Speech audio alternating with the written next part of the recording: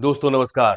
दुनिया में बहुत कम नेता ऐसे हैं जो सत्ता में आने के बाद खुद को व्यापारी समझने लगते हैं। आप शायद कुछ एक ऐसे नेताओं को जानते होंगे जो बताते हैं कि उनके खून में जो है वो कॉमर्स है या फिर व्यापार है। और शायद उससे भी कम ऐसे नेता होते हैं जो राष्ट्र को एक कॉरपोरेशन की तरह मानने लगते हैं और बाकी देशों को अपना ग्राहक या दुश्मन समझने लगते हैं। 2017 में अमेरिका के राष्ट्रपति डोनाल्ड ट्रंप ने अमेरिका फर्स्ट का नारा दिया था, लेकिन 2025 में उन्होंने इसे अमेरिका ओनली बना दिया, यानी इकलौता अमेरिका बना दिया, जो सारी दुनिया का ठेका एक तरह से लेकर बैठा है कि वो सबको धंधा करना सिखाएगा। टैरिफ के नाम पर उन्होंने वैश्विक व्यापार को एक तरफा जंग में झोंक दिया है।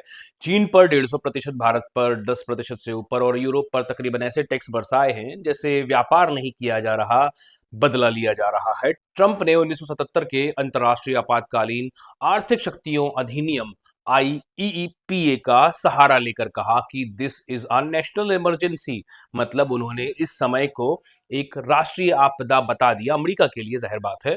और बिना कांग्रेस की, यानी बिना अपनी संसद की अनुमति के ही दुनिया के हर देश पर जो है समान टैरिफ जो है ठोक दिया, समान टैरिफ लगा दिया, सभी पर समान टैक्स लगा दिया। लेकिन अब एक पारिवारिक वाइन आयातक कंपनी वीयूएस सिलेक्शंस, वर्जीनिया की एक इलेक्ट्रॉनिक्स कंपनी, और वॉरमोंट की एक और दूसरी कंपनी जो ऑनलाइन साइकिल स्टोर चलाती है, उन्होंने अमेरिका के राष्ट्रपति के इस फैसले को घुटनों पर ला दिया है। तीनों ने मिलकर यूएस इंटरनेशनल ट्रेड में एक केस कर दिया और इसके बाद कोर्ट ने जो फैसला सुनाया वो ऐतिहासिक था। कोर्ट ने कहा कि राष्ट्रपति के पास इतनी असीमित शक्ति नहीं हो सकती कि वो मनमाने ढंग से वैश्विक व्यापार पर टैक्स लगा दे। यह आईईपीए का दुरुपयोग है। यानी कोर्ट ने सीधा एक तमाचा मारा है अमेरिका के राष्ट्रपति के फैसलों पर, अमेरिका के राष्ट्रपति के चेहरे पर। कोर्ट की 3 जजों की बेंच ने कहा कि ट्रंप ने न केवल अपने संवैधानिक अधिकारों का अतिक्रमण किया, बल्कि कांग्रेस के पावर ऑफ पर्स यानी बजट अधिकारों का भी उल्लंघन किया है, जो कतई बर्दाश्त नहीं किया जाना चाहिए। अमेरिका के कोर्ट के इस फैसले के बाद में जो अमेरिका में प्रतिक्रियाएं हुई, उन्हें आप काफी कुछ भारत से मिलता जुलता पाएंगे। व्हाइट हाउस के प्रवक्ता कुश देसाई ने इस फैसले को लोकतंत्र पर हमला बताया। स्टीफन मिलर ने ट्वीट किया कि दिस इज अ जुडिशियल को, यानी ये जुडिशरी के द्वारा जो है वो एक तरह से अतिक्रमण किया जा रहा है या फिर तख्ता पलट करने की कोशिश की जा रही है। लेकिन डेमोक्रेटिक सांसद ग्रेगरी मिक्स ने जो जवाब दिया वो भी सुनने लायक है। उन्होंने ये कहा कि ये तानाशाही नहीं चलेगी, अदालत ने संविधान की रक्षा की है। यानी अमेरिका का जो विपक्ष है वो ये मानकर चल रहा है कि अदालत जो है वो अपने संविधान को बचा रही है। अब सवाल ये है कि भारत को इससे क्या फर्क पड़ता है, तो जवाब है बहुत ज्यादा। 2024 में भारत ने अमेरिका को तकरीबन 87 अरब डॉलर का माल और 38 अरब डॉलर की जो सेवाएं हैं वो एक्सपोर्ट की थी। ट्रंप के टैरिफ की वजह से भारत के ऑटोमोबाइल, रत्नाभूषण, दवाइयां, रसायन और कृषि उत्पाद सब पर असर पड़ेगा।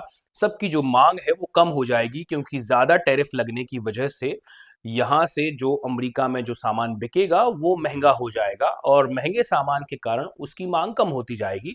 अमेरिका कहता रहा कि भारत अमेरिकी सामान पर 11% औसतन टैक्स लगाता है, जबकि अमेरिका भारतीय उत्पादों पर 2.5% से 5% के आसपास जो है वो टैक्स लगाता है। खासकर कृषि उत्पादों पर भारत जो है वो 39% तक टैक्स लगाता है। और हार्ले डेविडसन जैसी बाइक्स पर जो टैक्स है, मतलब इंपोर्ट ड्यूटी जो लगती है, वो तकरीबन 100% या इससे ज्यादा भी हो सकती है।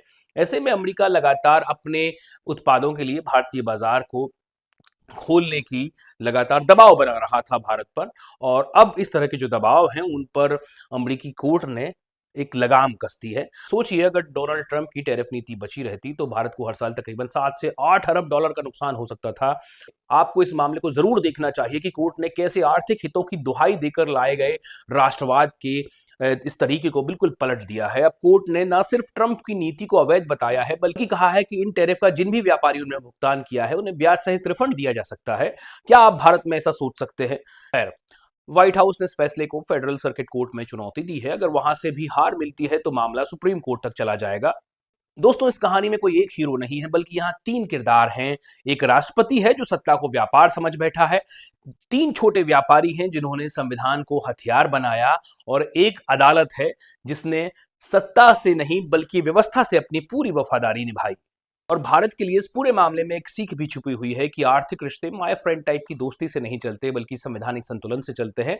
और जब आप किसी महाशक्ति से बात करें तो ना तो जरूरत से ज्यादा झुकिए और ना ही जरूरत से ज्यादा अकड़िए, बल्कि समझिए कि आपके किसानों से लेकर छोटे छोटे कारीगरों तक, हीरे तराशते और खोदते मजदूरों तक, सभी इस टैरिफ वॉर में मोहरे बन जाते हैं। ये वीडियो अगर आपको अच्छा लगा हो तो लाइक और शेयर जरूर कीजिएगा, मेरे चैनल को सब्सक्राइब भी कीजिएगा, अपनी राय कमेंट बॉक्स में बताइएगा। मेरा नाम आदित्य है, मुझे देखने के लिए आपका बहुत शुक्रिया।